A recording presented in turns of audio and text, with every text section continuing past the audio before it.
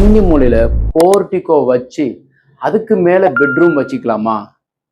So இப்போ பாருங்க, இது ஒரு என்ட்ரன்ஸ் ஃபார் அக்னி மூலையில தலைவாசலுக்கு உண்டான அமைப்பு.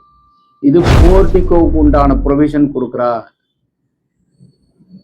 ஸோ இதில் என்ன பண்ணிடுறோம்னாக்கா அப்படியே வச்சு படி இந்த இடத்துல கொடுக்குறோம், மேலே ஏறி போகிறதுக்கு உண்டான படி. அப்போ இது என்னது? இது என்னக்கா போர்டிகோ.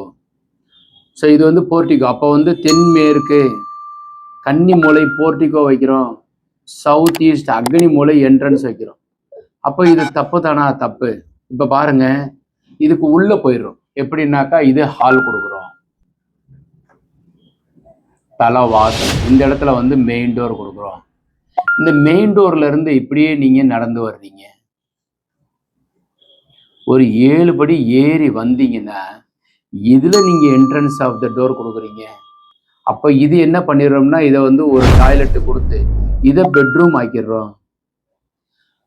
இந்த வீட்டுக்கு கன்னி மூலை உள்ளுக்குள்ள இருந்து பார்த்தாக்கா உயரமாக இருக்கும். இது மாதிரி நிறைய பிளான் கொடுத்துருக்கிறேன், ஃபண்டாஸ்டிக்கா இருக்காங்க, நல்லா இருக்காங்க.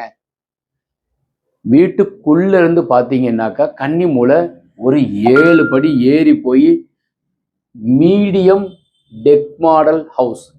ஃபுல்லா படி ஏறி போய் மேலே ஃபர்ஸ்ட் ஃப்ளோர் கிடையாது, ஒரு 8 படி ஏறி போயிடுறோம்.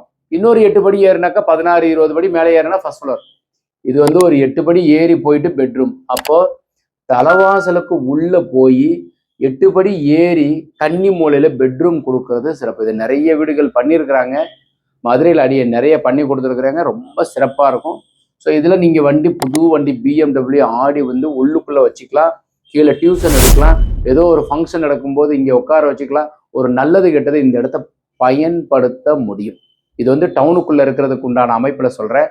ஸோ இது மாதிரி உங்களுக்கு வரைபடம் தேவைப்பட்டால் கான்டாக்ட் பண்ணுங்கள். வணக்கம்.